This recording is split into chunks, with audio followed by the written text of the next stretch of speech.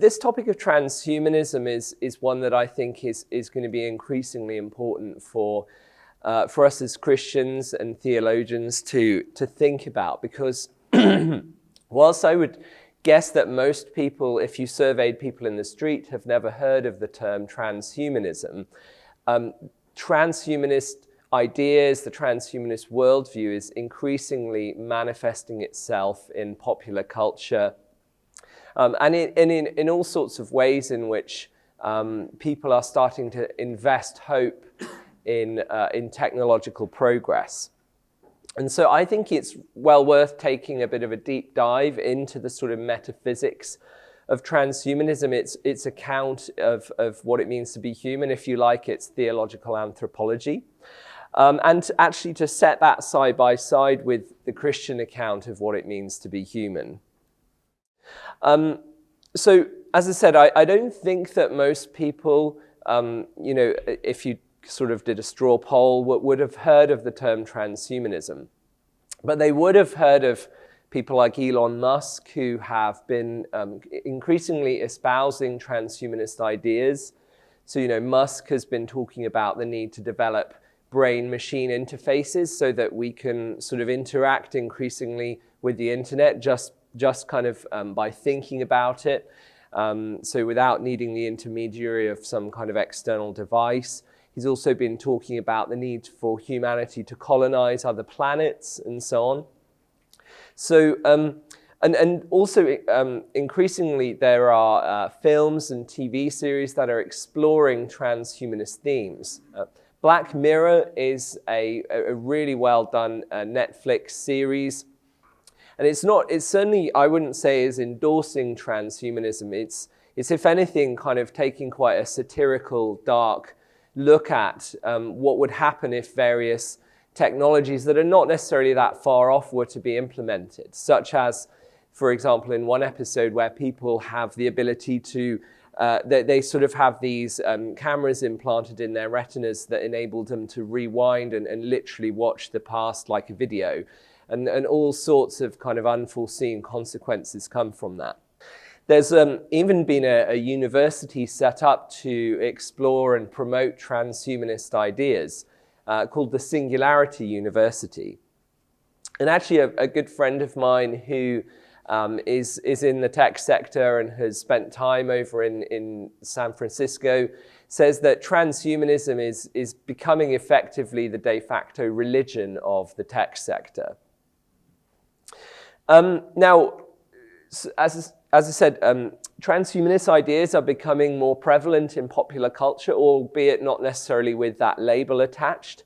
But transhumanism as an intellectual movement goes back several decades, and there are a number of individuals, mostly kind of philosophers or tech people, who have been plugging away quietly in the background, articulating a really kind of a detailed and quite well thought through worldview. So, for example, we've got Nick Bostrom, a philosopher at Oxford who is the head of the Future of Humanity Institute. He's written, I think, literally hundreds of papers over the years articulating transhumanist ideas. Ray Kurzweil is a tech entrepreneur and is now an senior engineer at Google, I think. He's written several books that have, at a popular level, that have promoted transhumanist ideas. Max Moore is a philosopher who's developed similar ideas over the years, and Eric Drexler is, I think, a professor of nanotechnology at MIT. Several of these individuals, especially Bostrom, were involved in drafting this kind of mission statement in the early 90s. Known as the World Transhumanist Association Declaration. The World Transhumanist Association now goes by the name of Humanity Plus. The mission statement, which I think Bostrom helped to draft, says this: "We envision the possibility of broadening human potential by overcoming aging, cognitive shortcomings, involuntary suffering, and our confinement to planet Earth. We believe that humanity's potential is still mostly unrealized. there are possible scenarios that lead to wonderful and exceedingly worthwhile enhanced human conditions. I think this is quite a nice, succinct summary, in a way, of the aspirations of transhumanism. The idea that there is no obstacle or limit that ultimately stands in our way if we really put our minds to it, if we apply our technological ingenuity. And even the obstacle of mortality, death itself, is something that we could perhaps overcome through technology. So I think it's good to be a little bit concrete here. What sorts of enhancement technologies are we actually talking about? And I think we can kind of move from the more near-term, technologies, that some of which are really already being implemented, all the way through to, in the bottom right-hand corner, something that is pretty ambitious, arguably very far-fetched, namely mind uploading. Okay, so let's start at the top left here with implants. So the philosopher Donna Haraway coined the term cyborg, which means a human machine, a sort of fusion of human machine. And actually, by this definition, a lot of humans already are cyborgs. My dad just became a cyborg because he had a knee implant a knee replacement last month. So he's got a big old chunk of metal inside him. So lots of people are already cyborgs. But, and of course, things like pacemakers, artificial heart valves, cochlear implants, these are things that have been around for a while. Now, all of these things are arguably therapeutic applications of implants. They are designed to bring someone back to a kind of normal level of healthy human functioning. But, and this is a key theme we'll keep coming across, transhumanism sees no reason to stop at merely therapeutic applications that bring you back up to a kind of baseline. They see no, in principle, barrier to going further into what you could call enhancement applications. Kevin Warwick is a professor of robotics at Reading University, and he has gone that one step further. He's got some chips implanted in his arm that allow him to control things like the doors, the lights, and various other things in his office. Elon Musk, as I said earlier, has been talking about the need to develop brain-machine interfaces, some kind of implant that would hook up to your neural hardware and enable you to access the internet in a way that wouldn't require the intermediary of a phone or a computer. You would just literally be able to think thoughts and thereby engage with the internet. Nick Bostrom has talked about the idea that we could communicate telepathically with each other by sort of brain-to-brain radio waves. We can then also talk about genetic technologies, germline editing. Now, by far the less controversial applications of germline editing would be those aimed at targeting single disease genes. So we know already there are a number of hereditary diseases that are for which a single gene is responsible. So Huntington's, sickle cell anemia, muscular dystrophy. And the idea is we could fairly safely and predictably target the genetic basis of these diseases and eliminate them. And I think obviously that's not completely straightforward, but the ethical issues there don't seem to be so complicated. But again, transhumanism sees no reason to stop there. And transhumanists want to target the genetic basis of complex traits like strength, intelligence, and so on. Now, of course, the massive challenge there is that there's no single gene responsible for determining someone's IQ. It's a huge, multifaceted, interconnected network of genes that govern things like IQ. And so the challenge is that if one tried to edit a genome in order to enhance someone's IQ, there could be all sorts of unforeseen consequences. The first few generations that were subjected to this kind of intervention would be literal human guinea pigs. Transhumanists have tried to sort of rescue the term eugenics, which for obvious reasons has a rather bad name. And by sticking the word liberal on the front. So liberal eugenics is the idea that Yeah, it's they really should get a PR company to help them. Liberal eugenics is the idea that parents, okay, we won't be doing such things as forcible sterilization, but parents will have an ethical obligation, according to transhumanists, to select the best children. Now, that doesn't mean selecting for things like height and so on, which are only relative advantages, but for selecting for what they call general purpose means, like strength and intelligence. And Bostrom has written that he thinks it's desirable to make it so kind of socially stigmatized to not engage in such enhancements that it wouldn't be it wouldn't be feasible socially for someone to not go along with this. So yeah, so that's liberal eugenics for you. Nanotechnology and cryonics. Yeah, Benjamin Franklin once wrote about how he'd like to be immersed in a cask of Madeira and then brought back to life at some future date. And that dream is alleged to be, we could make that a reality at some point. So cryonics is basically the procedure in which someone is frozen, their body is taken down to a very low temperature, has various kind of fluids injected into it to sort of protect them against the freezing process. And the idea is, okay, at the moment we don't know how to reverse that freezing process. We don't know how to get someone out of that cryonically suspended state. But in the future, the hope is that technologies in the future will be able to do that. It's a sort of ambulance to the future, if you like. The Cryonics Institute will, for the mere sum of $28,000, will freeze your whole body. There's a discount if you only want your head frozen. And I think that most of the sort of, Nick Bostrom and another philosopher at Oxford called Anders Sandberg have both kind of paid to be frozen upon the event of their deaths and wear these kind of necklaces that sort of, represent the fact that they've paid to have this procedure done. So the idea is that they'll be whisked off to a facility and put into cryonic suspension upon their deaths. What's really interesting, I have to say, is that no one has kind of taken the plunge and got themselves frozen while they were still healthy.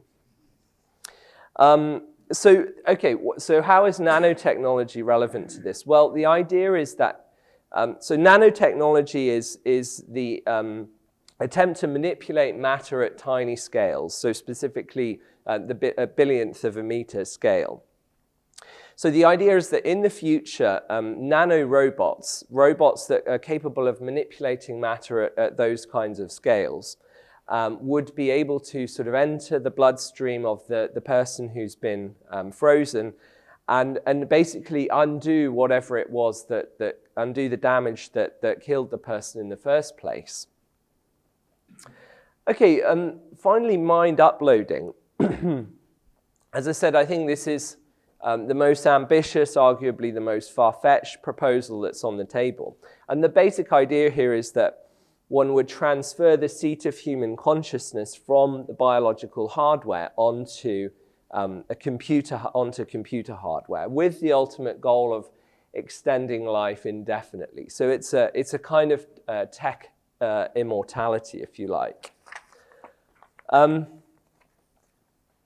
this relies on a certain kind of metaphysical conception of personhood.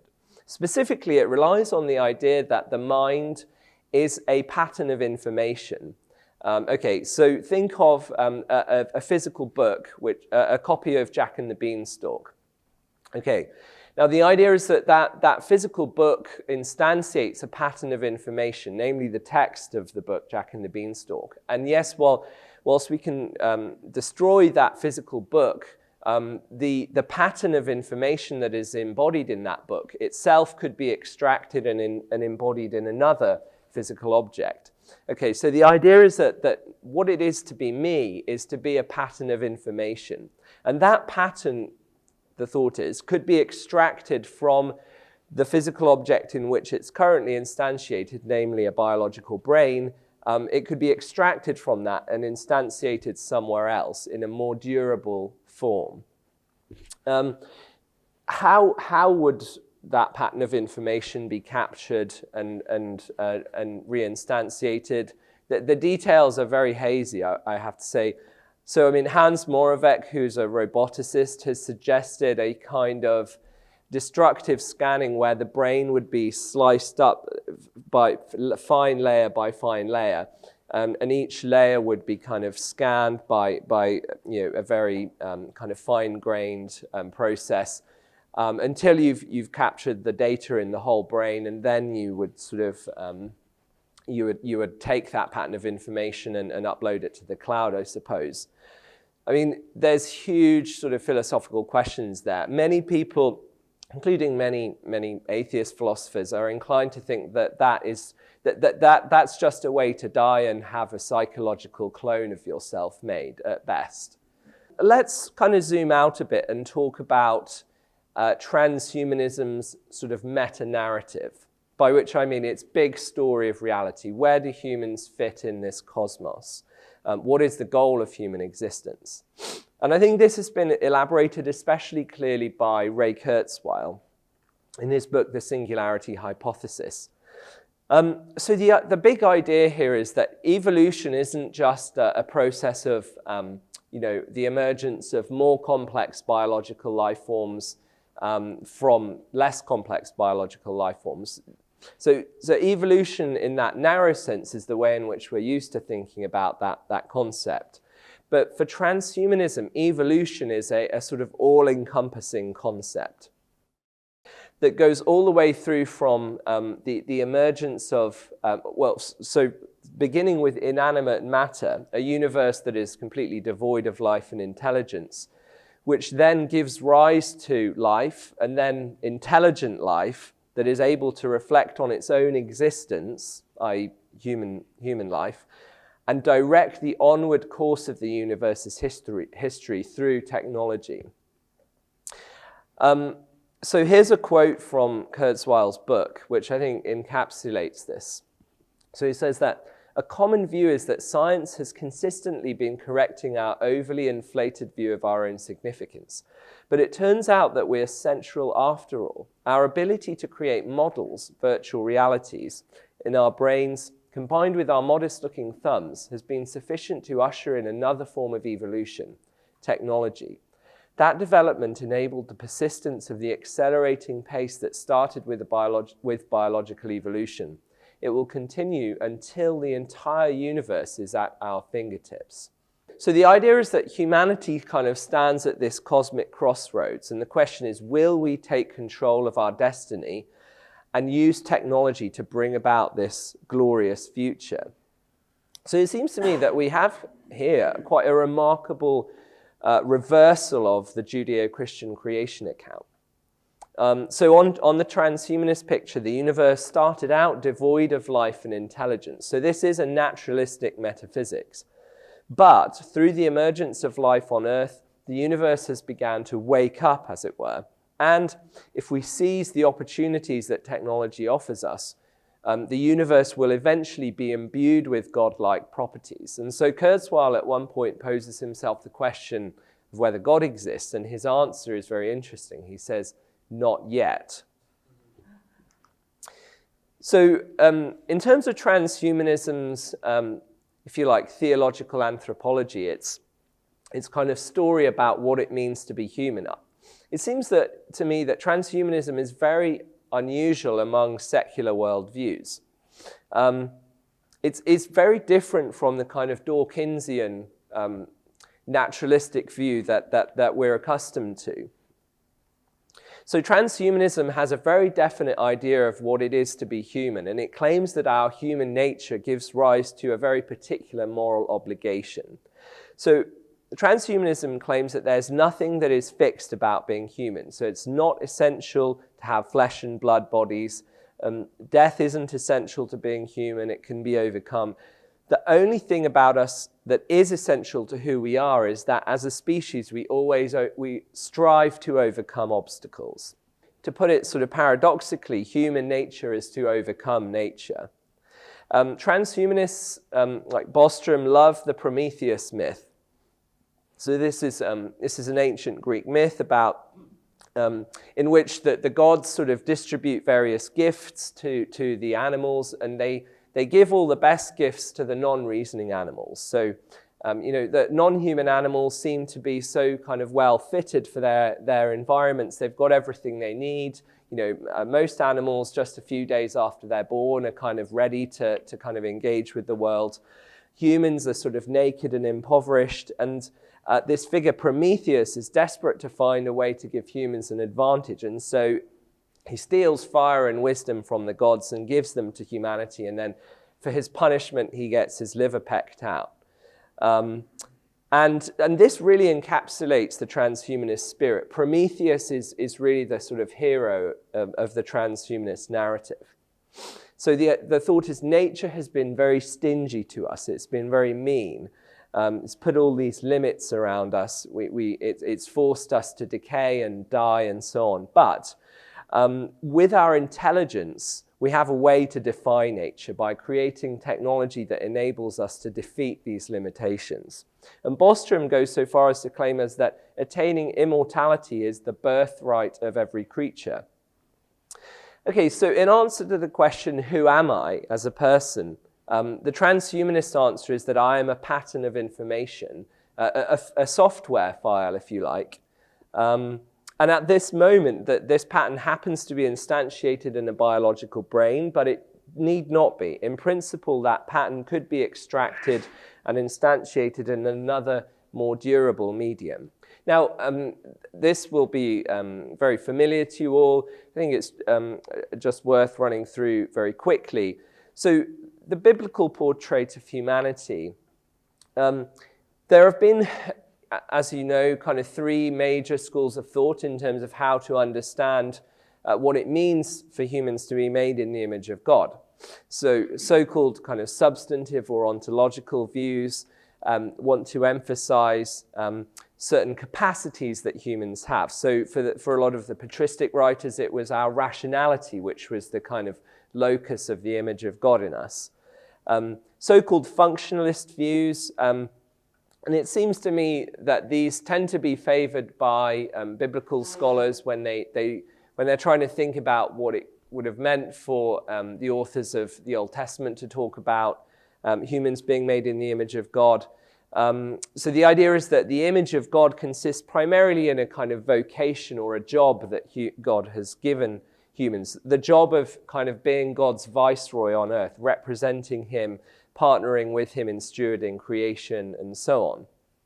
And then the relational view, particularly developed by Karl Barth, is that we especially image God, we image the triune God in our relationality, in our community. I don't really see why one would need to think of these views as being in competition, actually. So, I mean, let's just say that the image of God should be taken first and foremost as a vocation.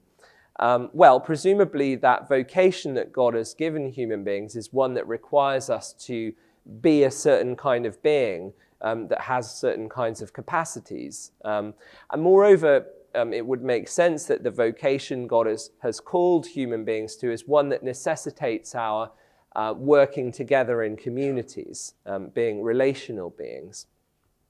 Now, of course, the image of God has been marred in us. It's still present, but sin has marred it. We are not kind of living up to that vocation. Our relationships are fractured. Our capacities are damaged. And the New Testament talks about Jesus as being the image of God, to whom we are being conformed if we join ourselves to him.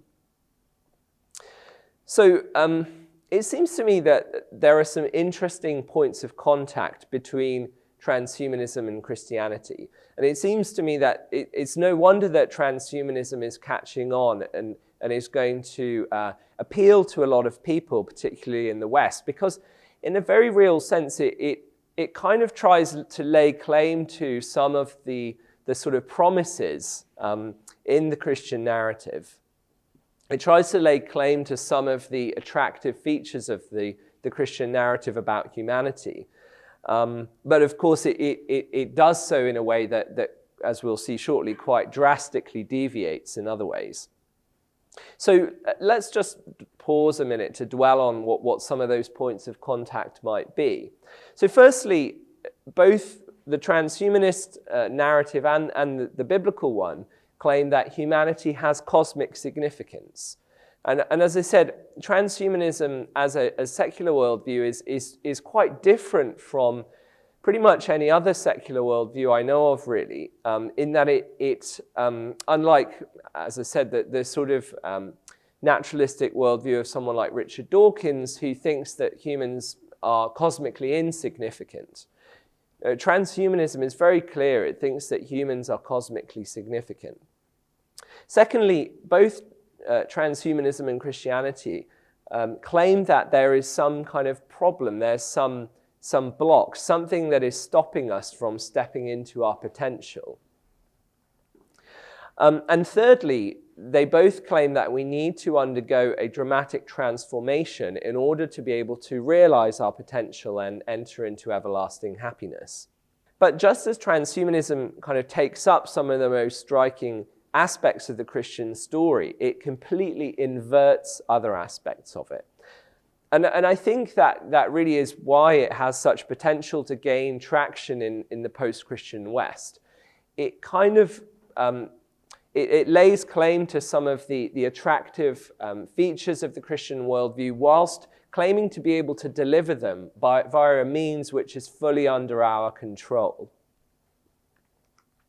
So basically, what I want to do for the next maybe 10 minutes is sort of sketch out why it is that the Christian and transhumanist pictures offer such different kind of stories about how everlasting happiness is going to be achieved. And I want to do that by way of sketching sort of 4 pairs of contrasts between these two worldviews. So both Christianity and transhumanism are what we could call eschatological worldviews. They both have a vision of a brighter long-term future.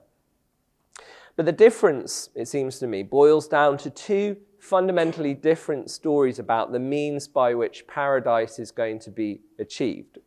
So man-made utopia is what transhumanism is aspiring to, versus the new creation that is promised by the New Testament. So transhumanism, as a secular naturalistic worldview, thinks that there is nothing outside of the totality of physical energy and matter and information that is instantiated by energy and matter. So there's no God, at least there's no God outside the system who can effect a sort of radical about turn in the human plight. And so we have to take matters into our own hands, according to transhumanism. And I think this is exactly why transhumanists invest often quite wildly optimistic hope in scientific progress. In a very real sense, transhumanists ascribe ultimate salvation to human technological ingenuity. And of course, if utopia can only be built out of present reality, if it can only be built out of what we can apprehend with our 5 senses, then the only way to avoid death, to avoid oblivion, is to try and postpone physical death indefinitely. Sadly, for transhumanism, the second law of thermodynamics, the way in which all useful energy in the universe is eventually going to be dissipated, sort of spread increasingly more uniformly throughout space seems to be a fundamental obstacle to genuine technological immortality. I was at a seminar when Nick Bostrom was talking about life extension technologies, and someone asked him about this and said, do you really mean immortality, given that there's the second law of thermodynamics? And Bostrom said, no, really I mean living for a very, very, very long time.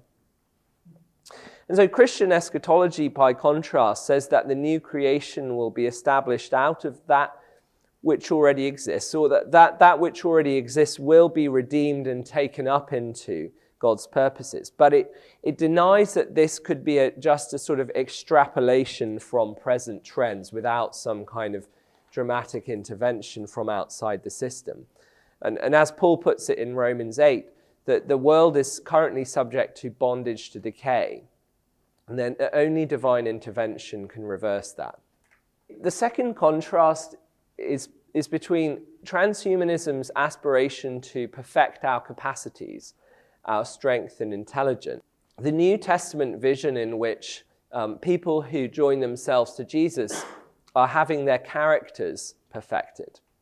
For transhumanism, the problem with human beings, transhumanism's basic diagnosis of what's wrong with the world is that the biology that nature has given us is, as Bostrom puts it, a work in progress, a half-baked beginning that we can learn to remold in desirable ways.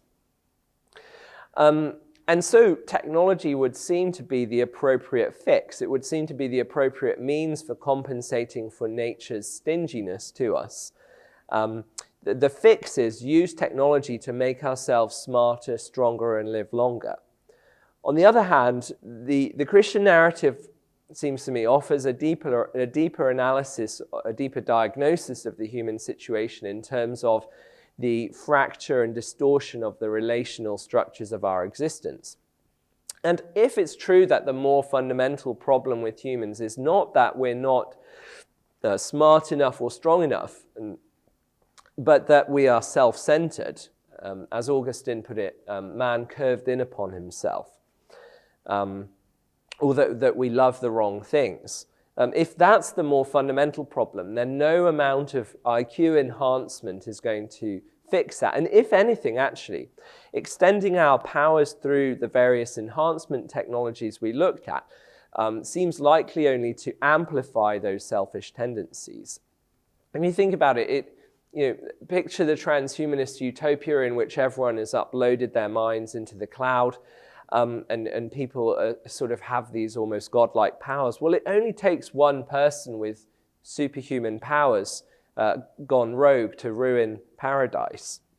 So we need character transformation from without.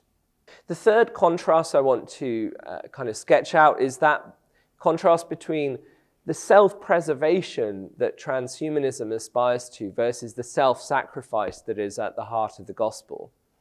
It seems like very significant quantities of resources would be needed to sustain human lifespans indefinitely, especially if we're thinking about a scenario where people have uploaded themselves onto the cloud. Already it's incredible the amount of energy that is used to run servers. And just think about the amount of computational power and the energy that would be needed to sustain those servers, which are sustaining all of these uploaded minds in being. And it seems to me that technological immortality or quasi-immortality is going to be the privilege enjoyed by a select few. There's bound to be a kind of haves and have-nots situation. And this is kind of quite vividly depicted actually in a Netflix series called Altered Carbon, where basically the super rich can afford to back up their mind file, so that if they get attacked and damaged, they can just go back to the latest backup, whereas the poor can't afford to do that. So if something destroys their mind file, that's it. And so the theologian Brent Waters talks about transhumanism as having a survivalist anthropology, which actually seeks implicitly to distort and destroy intergenerational fellowship, because it asserts and privileges the present generation over future generations. If we only have a planet with finite resources and we're saying that the present generation are going to try to live forever, well, what does that mean for future generations? And there does seem to me to be this almost obsessive desire to cheat death. Ray Kurzweil takes something like 200 supplements a day in this bid to kind of stave off his death. And there's this really interesting documentary that follows him around called The Transcendent Man, where he's talking a lot about how he thinks that he can make it until the singularity. the point in time where all of these enhancement technologies will have taken off, such that he'll be able to upload his mind to the cloud and so on. And he keeps talking about how he thinks he's going to make it to the singularity, and he's taking all of these pills and everything. And then there's this moment where he's having this conversation around the table, and an ambulance goes past, and it cuts away, and it says, Ray suffered a serious heart attack. The next scene is him in his hospital bed, and he says, "I'm a bit less confident now, but I think I'm still going to make it to the singularity." And there's something quite tragic about it, actually. And so poignant are the words of Jesus that the person who tries to save his own life will lose it. And Christian theology, by contrast, emphasizes that genuine eternal life is not attained through the striving of the self for preservation, but that actually eternal happiness is found through the giving of self to others. And that takes us to the last contrast I want to talk about, which I see as basically the most fundamental contrast. So according to Paul in his letter to the Philippians, Jesus epitomized and embodied this radical self-giving love. In his self-emptying, his kenosis, he humbled himself. Despite being in very nature God, despite being divine, he nonetheless humbled himself and became obedient to the point of death, even death on a cross. So as I said, I see this as kind of the ultimate point of contrast. Transhumanism is the striving of human beings to become divine. Whereas according to this passage, the only human being who was truly divine chose to set aside the privileges of that status. And in emulating Jesus' pattern of humility and self-sacrifice, we can be liberated from our fear of non-being, our fear of oblivion, which I think is precisely what at root motivates transhumanism. Because participation in Christ's death entails also sharing in his resurrection.